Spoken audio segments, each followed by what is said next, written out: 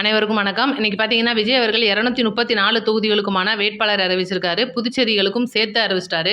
இந்த ஒரு வேட்பாளர் அப்படின்றது ரொம்பவே உன்னிப்பா கவனிச்சு விஜய் ஒவ்வொருத்தையும் தேர்ந்தெடுத்திருக்காரு அப்படின்னு சொல்லணும். ஏன்னா, ஒவ்வொருத்தரும் அவ்வளோ தூரம் விஜய் அவர்களினுடைய பார்வையில், மேற்பார்வையில் தெளிவா கண்காணிக்கப்பட்டு எடுத்த வேட்பாளர்கள். இந்த வேட்பாளர்கள் அப்படின்றவங்க 234 தொகுதிகளுக்குமான மாவட்ட செயலாளர்களா இருந்துட்டு இருக்கிறவங்க, சில பொறுப்புகள்ல இருந்துட்டு இருக்கிறவங்க, கழக நிர்வாகிகள் நெறைய பேரு. இது இருந்துட்டு இருக்கும்போது விஜய் அவர்களுடைய நண்பர், அதாவது தூத்துக்குடி தொகுதியில ஸ்ரீநாத் அப்படின்றவர் இறக்கி விட்டுருக்காரு.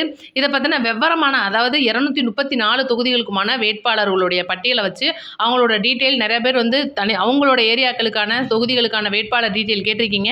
ஒவ்வொருத்தருடைய ஃபோட்டோஸ் மற்றும் அவங்களோட டீட்டெயில்ஸ், இதுக்கு முன்னாடி அவங்க எந்த கட்சியில் இருந்தாங்க, எல்லாத்தையும் நான் தெளிவாக அடுத்தடுத்த வீடியோக்களில் கொடுத்துக்கிட்டே இருக்கேன்.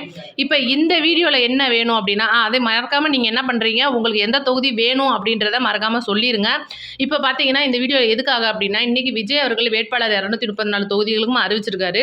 அறிவிச்ச கையோட பார்த்தீங்கன்னா, சில வேட்பாளர்களாக அறிவிக்கப்படாதவங்க, அதாவது விஜய் மக்கள் இயக்கத்திலேருந்து பணிபுரிஞ்சுட்டு வந்தவங்க, அவங்க வேட்பாளராக அறிவிப்பாங்க அப்படின்னு நினச்சிட்டு இருக்கிறவங்க சில பேர் இன்றைக்கே அந்த நுங்கம்பாக்கம் வாசலில் சில பிரச்சனைகள்லாம் பண்ணியிருப்பாங்க. அதை நம்ம பார்த்துருப்போம். கேவி குப்பத்தை சேர்ந்த ஒருத்தர் தன்னைய அறிவிக்கலன்னு சொல்லிட்டு ஆதரவாளர்களோட ஒரு பஞ்சாயத்து போயிட்டு இருந்துச்சு. இந்த மாதிரி அடுத்தடுத்து கிளம்பிட்டு இருக்கு. இது பார்த்தீங்கன்னா, இன்னைக்கு எதிரில் இருக்கிற திமுகவுக்கு இருக்கட்டும், அதிமுக இருக்கட்டும், எல்லா கட்சிகளுக்கும் ஒரு அசை போடுறதுக்கான ஒரு நல்ல ஒரு ஸ்நாக்ஸ் மாதிரி கிடச்சிருச்சு அப்படின்னு தான் சொல்லணும். அந்த மாதிரி தான் எடுத்து வச்சு இப்போ உருட்டிட்டு இருக்காங்க. அதை விட ரொம்ப முக்கியமான விஷயமா, நம்ம ஐயநாதன் உங்களுக்குலாம் தெரியும், தமிழக வெற்றி கழகத்தில் இருந்தாப்புல. அப்புறம் ஏதோ மனஸ்தாப காரணமா பிரிஞ்சு போய் அங்கங்க உட்காந்துக்கிட்டு பெட்டி வாங்குற இடத்துக்குலாம் பயங்கரமா பேசிட்டு இருக்காப்புல. இப்போ கொஞ்ச நாளா பார்த்தீங்கன்னா, முழுக்க தீய சக்திக்கு தான் பேசிட்டு இருக்காப்புல. அதே போலதான் ஜீவா, உங்களுக்கு எல்லாருக்குமே தெரியும், தன்னை ஊடகவியலாளர் அப்படின்னு காட்டிக்கிடுவாரு. ஆனா முழுக்க திமுக சொம்பா தான் செயல்படுவாரு. எல்லாருக்குமே தெரியும். அது நம்ம தனியா சொல்ல வேண்டியதில்ல.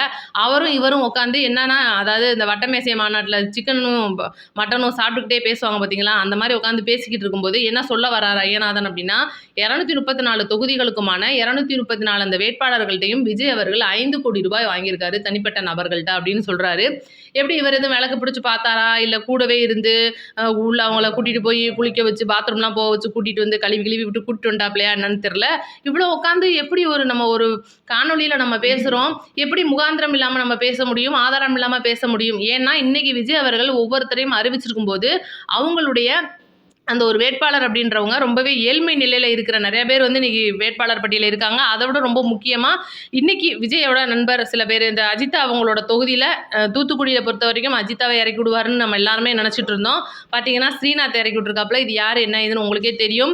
அப்போ இந்த மாதிரி இருக்கும்போது விஜய் அவர்கள் 5 கோடி ரூபாய் ஒவ்வொரு சீட்டுக்கும் வாங்கியிருக்காரு. இவங்க எல்லாருமே பிளாக் டிக்கெட் விற்கிறதுக்கு தான் லாய்க்கு அப்படின்ற மாதிரி உட்காந்து கடை போட்டு பேசிகிட்டு இருக்காங்க.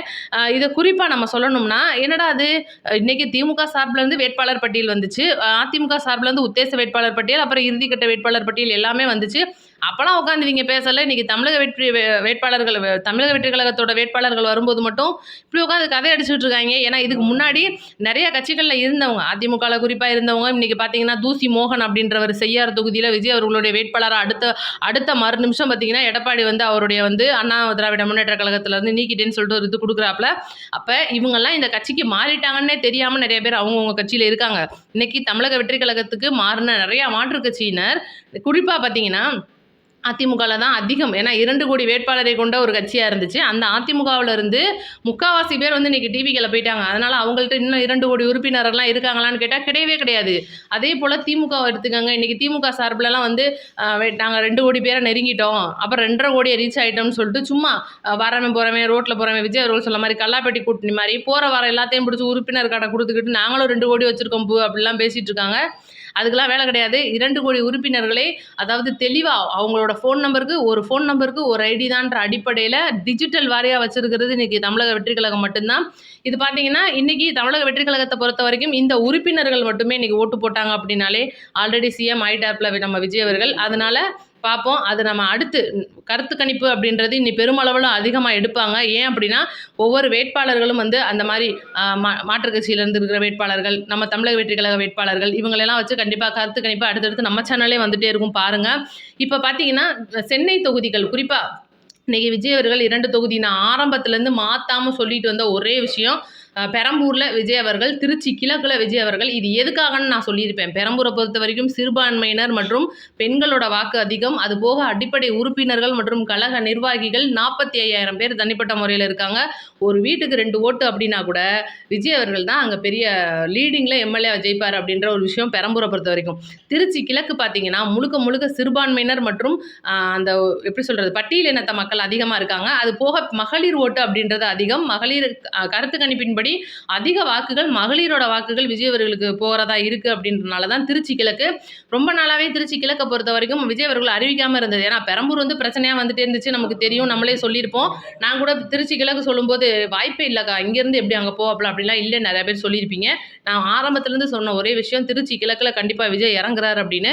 ஏன் அப்படின்னா திருச்சி மாவட்டம் அப்படின்றது கருத்து கணிப்பில் முதல் இடத்துல விஜய் அவர்களுக்கு ஜெயிக்கிறதுக்கு மாவட்டமாக வந்த ஒரு இடம் அப்படின்றது தான் காரணம். அதுக்கப்புறம் தான் கருத்து கணிப்பின்படி பெரம்பூரை செலக்ட் பண்ணியிருப்பாங்க, அதுதான் காரணம். இப்போ அந்த திருச்சி கிழக்கோட மக்கள் என்ன சொல்ல வர்றாங்க அப்படின்னா, இன்றைக்கெலாம் பயங்கரமாக பேட்டி தான் போயிட்டு இருந்துச்சு. விஜய் அவர்கள் திருச்சி கிழக்கில் இறங்கும்போது எங்கள் தொகுதியோட வேட்பாளர் மட்டும் கிடையாது, எங்கள் தொகுதியோட வருங்கால முதல்வரே எங்கள் தொகுதியோட எம்எல்ஏவாக இருக்கும்போது எங்களுக்கு என்னங்க வேணுன்ற மாதிரிலாம் பயங்கரமாக அந்த மக்கள்லாம் பேசிகிட்டு இருக்காங்க. ரொம்பவே சந்தோஷமாக இருந்துச்சு. இன்றைக்கி விஜய் அவர்கள் அறிவித்த அந்த ஒரு 16 அதாவது சென்னையில் இருக்கிற 16 சட்டமன்ற தொகுதிகளுக்குமான வேட்பாளர் பட்டியல் நான் விவரமாக சொல்லிடுறேன். அதுக்கு விட ரொம்ப முக்கியமான விஷயமா இன்றைக்கி ஒவ்வொரு இடங்கள்லையும் விஜய் அவர்களை வேட்பாளரை அறிவித்ததுக்கப்புறம் லாஸ்ட்டாக அவங்களோட ஃபோட்டோ எடுத்தது, குறிப்பாக மக்கள்கிட்ட ரொம்பவே வந்து ஹம்பிளாக ஓட்டு கேட்டிருப்பாரு. நாளைக்கு வந்து பார்த்தீங்கன்னா காலையில் 12 மணிக்கு தன்னோட சட்டமன்ற தொகுதி பெரம்பூரில் பார்த்தீங்கன்னா வேட்புமனு தாக்கல் பண்ணுறாரு. எப்படி திருவண்ணாமலையில் விளக்கேற்றினோன்னே எல்லார் வீட்லேயும் விளக்கேற்றுவாங்களோ அதே போல் நாளைக்கு விஜய் அவர்கள் முதலாக வேட்புமனு தாக்கல் பண்ணினதுக்கு அப்புறமா எல்லா ஊர்களில் இருக்கிற வேட்பாளர்கள் அவங்கவுங்க தொகுதியில் இருக்கிற தேர்தல் அலுவலர்கள்கிட்ட போயிட்டு வேட்புமனுவை தாக்கல் பண்ண போகிறாங்க. வேட்புமனுவை தாக்கல் பண்ணினதுல இருந்தே பார்த்தீங்கன்னா விஜய் அவர்கள் நாளைக்கு பிரச்சாரம் பண்ணுறதா இருக்காங்க. ஏன்னா ஆல்ரெடி அனுமதி கிடச்சிருச்சு. அந்த பஞ்சாயத்தே நான் வீடியோவில் சொல்லியிருப்பேன். நிறைய பேர் இன்னும் அனுமதியே கிடைக்கலன்ற மாதிரி நினச்சிட்டு இருக்கீங்க. அனுமதி கிடைச்சாச்சு. பெரம்பூர், கொளத்தூர், வில்லிவாக்கம், விருகம்பாக்கம், அண்ணா நகர் நாளைக்கு அந்த 5 சட்டமன்ற தொகுதியிலும் விஜய் அவர்கள் 12 மணிலேருந்து அதாவது பிரச்சாரத்தை ஸ்டார்ட் பண்ணுறாங்க. 4 மணி வரைக்கும் டைம் கொடுத்துருந்தாங்க. ஆனால் முடிவு நேரம் எவ்வளோ அப்படின்றது இன்னும் இறுதியாக படலை. அதை விட முக்கியமான விஷயமா விஜய் அவர்கள் கேட்ட ஓட்டு அப்படின்றது இன்றைக்கி விசில் சின்னத்துக்கு தன்னோட முதல் வாக்காளர் அதாவது ஜென்சி வாக்காளர்களே ரொம்பவே ஹம்பிளாக ஓட்டு போடுறதுக்கு கேட்டிருப்பாங்க. ஏன்னா இன்றைக்கி யூடியூப்பை நீங்கள் திறந்தீங்கனாலே தெரியும், ஒரு சின்ன பையன் வந்து முதல் வாக்காளராக இருக்கிற பையன் எடுத்த உடனே ஒரு ஓட்டர் ஐடி கார்டை வச்சுட்டு யாருக்கு ஓட்டு போடுறதுன்னு சொல்லிட்டு ஒரு விளம்பரம் மாதிரி ஓட்டிகிட்டே இருக்கும். நம்மளுடைய தீய சக்தி விளம்பரம் அது. அதுக்கப்புறம் தம்பி பயங்கரமாக ஆராய்ச்சி பண்ணி திமுக ஓட்டு போடுறேன்னு சொல்லிட்டு அந்த விளம்பரத்தில் அமைஞ்சிருக்கும். இதுதான் எல்லாரோட நம்ம சேனலை ஓப்பன் பண்ணிங்கனாலே அதுதான் வருதோ இல்லையோ. இல்லை ஒரு பொம்பளை பிள்ளை கண்ணாடி முன்னாடி உட்காந்துக்கிட்டு நான் புக்கு வாங்க போகிறேன் அம்மாட்ட சொல்லிட்டு 1000 ரூபாய்க்காக சொல்லி பேசிகிட்டு இருக்கோம். அப்போ இந்த மாதிரிலாம் வந்து இன்றைக்கி விளம்பரத்தை போட்டு மக்களுடைய மனசை மாற்றிக்கிட்டு இருக்கிற இந்த திராவிட மாடல் ஆட்சிக்கு எதிராக தான் இன்றைக்கி ஒவ்வொரு வேட்பாளர்களும் களமிறங்குறாங்க. இந்த 234 வேட்பாளர்களையும் 234 எம்எல்ஏவாக மாற்றுறது அப்படின்றது கண்டிப்பாக மக்களோட கையில் தான் இருக்குது அப்படின்னு விஜய் அவர்கள் தெளிவாக சொல்லியிருப்பார். இப்போ நான் சென்னைக்கான வேட்பாளர் பட்டியலை ஃபுல்லுமே நான் சொல்கிறேன். குறிப்பாக பெரம்பூரில் விஜய் அவர்கள் எல்லாருக்குமே தெரியும். வில்லிவாக்கம் ஆதவ அர்ஜுனா, கழக துணை பொதுச் செயலாளர், தேர்தல் மேலாண்மை குழு, தியாகராய நகர் புசி ஆனந்த், 1000 விளக்கு ஜேசிடி பிரபாகரன், மயிலாப்பூரில் பார்த்தீங்கன்னா வெங்கட்ராமன் அதாவது கழக பொருளாளர், எழும்பூர் வந்து தனி சட்டமன்ற தொகுதி ராஜமோகன் அவர்கள். ராஜமோகன் அவரை பொறுத்த வரைக்கும் பெரம்பலூர் தான் அவருக்கு கொடுத்துருந்தாங்க. அப்புறம் விஜய் அவர்களுடைய ஒரு கோரிக்கையை ஏற்றுக்கிட்டு இன்றைக்கி எழும்பூர் தொகுதியில் நம்மளுடைய ராஜமோகன் அவர் இறங்குறாப்புல. அதாவது டாக்டர் ராதாகிருஷ்ணன் நகர், ஆர்கே நகரில் பார்த்தீங்கன்னா மரிய வில்சன். இவர் உங்களுக்கே தெரியும், இப்போ சமீப காலமாக பார்த்தீங்கன்னா தமிழக வெற்றி கழகத்தில் இணைஞ்சதுலேருந்து மக்களுக்கு சமூக சேவைகள் மற்றும் நிறைய விஷயங்கள் பண்ணிட்டு இருக்காரு. நிறையா பிள்ளைங்களை படிக்க வச்சுட்டு இருக்காப்புல. திருவிக நகர் உங்களுக்கே தெரியும், நம்ம ஆன்ஸ்டாங் கொஞ்சம் பிரச்சனைலாம் நடந்துச்சு, அந்த ஏரியா தான் தனி தொகுதியில் வருது. அந்த தொகுதியில் பார்த்தீங்கன்னா இன்றைக்கி நம்மளுடைய தமிழக வெற்றி கழக வேட்பாளராக எம்ஆர் பல்லவி அப்படின்றவங்க இறங்குறாங்க. இது பார்த்தீங்கன்னா திருவிக நகர் அப்படின்றத பொறுத்த வரைக்கும் இன்றைக்கி ரொம்பவே வந்து சிறுபான்மையினர் மக்கள் மற்றும் பட்டியலினத்தவர் மக்கள் அதிகமாக இருக்கிற ஒரு ஏரியா. கண்டிப்பாக இந்த ஏரியாவில் ஜெயிக்கணும் அப்படின்னா கடுமையாக உழைக்கணும். ஏன்னா அந்தளவுக்கு வந்து இன்றைக்கி தீய சக்தி அந்த ஏரியாவில் பூந்து விளாண்டுட்டு இருக்கு. ராயபுரம் நம்ம கேவி விஜயதாமு அப்படின்றவர் இறங்குறாரு. துறைமுகம் சேகர் பாபுவோட தொகுதி, இப்போ கூட பிரச்சனைலாம் நடந்திருக்கும். அதுக்கு பார்த்தீங்கன்னா ஸ்னோரா பிஎஸ் அசோக் அப்படின்றவர். சேப்பாக்கம் நம்மளுடைய துணை முதலமைச்சரோட தொகுதி. திருவல்லிக்கேணி டி செல்வம் அப்படின்றவர். அண்ணா நகர் பார்த்தீங்கன்னா விகே ராம்குமார். நாளைக்கு இதே ராம்குமாரை ஆதரவிச்சு அண்ணா நகரில் விஜய் அவர்கள் பிரச்சாரம் மேற்கொள்கிறாரு. சைதாப்பேட்டையில் அருள் பிரகாசம், வேளச்சேரி ஆர் குமார், பார்த்தீங்கன்னா கொளத்தூர் இந்த தொகுதி நான் ஆரம்பத்துலேருந்து சொல்லிட்டு இருக்கிற ஒரு தொகுதி தான் நம்மளுடைய முதல்வர் அவர்களுடைய தொகுதி. இந்த தொகுதியில் களம் காண்றதுக்கு சரியான ஆள் அப்படின்னா நம்மளுடைய விஎஸ் பாபு அவர்கள். நான் ஏன் இதை சொல்கிறேன்னா, இவர் பார்த்தீங்கன்னா அரசியலில் அதிமுகவில் பயங்கரமாக இருந்து எம்ஜிஆர் காலத்திலேருந்து அரசியலில் பல நின்று கொட்டப்பட்டவர்.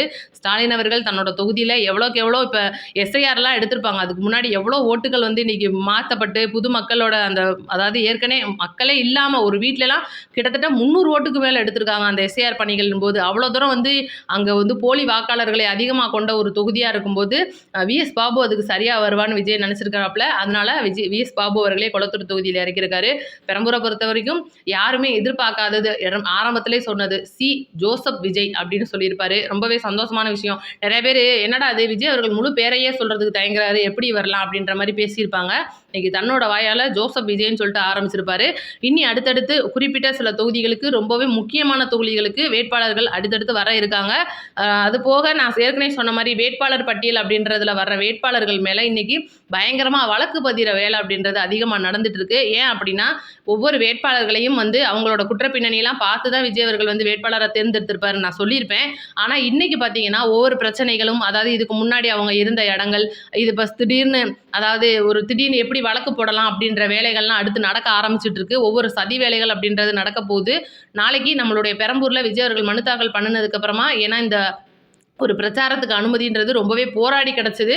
அதனால இவங்க மேலே நம்மளுக்கு பயங்கரமாக சந்தேகம்லாம் வருது. தயவுசெய்து வழிகாட்டு நெறிமுறைகளை பின்பற்றுங்கள். இதுதான் நம்ம ஒவ்வொரு வீடியோலையும் சொல்கிறது. விஜய் அவர்கள் வாகனத்தில் ஏறுறது, அந்த கையை கொடுக்குறேன்னு ஓடுறது, இளைஞர்கள் முண்டி அடிச்சுட்டு ஓடுறதெல்லாம் வச்சுக்காதீங்க தயவுசெய்து. இதுதான் நாளைக்கு நடக்க போகிற முதல் பிரச்சாரம். அதாவது வேட்பாளர்களை அறிவிச்சிட்டு இதுவே வந்து நம்ம ஒரு மாதிரியாக முட்டுக்கட்டையாக நம்மளே நின்றுக்கிட்டோம் அப்படின்னா அடுத்தடுத்த தொகுதிகளில் தேர்தல் அதிகாரிகள் தமிழக வெற்றி கழக தலைவர் விஜய் அவர்களோட பிரச்சாரத்துக்கு அனுமதி கொடுக்குறது அப்படின்றது ரொம்பவே மோசமான சூழ்நிலையாக போய் மாறிடும். தயவுசெய்து வழிகாட்டு நெறிமுறைகளை பின்பற்றி விஜய் அவர்களை சுதந்திரமாக வந்து ஓட்டு கேட்க விடுங்க. அதுதான் நம்ம சார்பில் கேட்டுக்கிறது. அடுத்தடுத்த வீடியோவில் வந்து சந்திப்போம். நன்றி, வணக்கம்.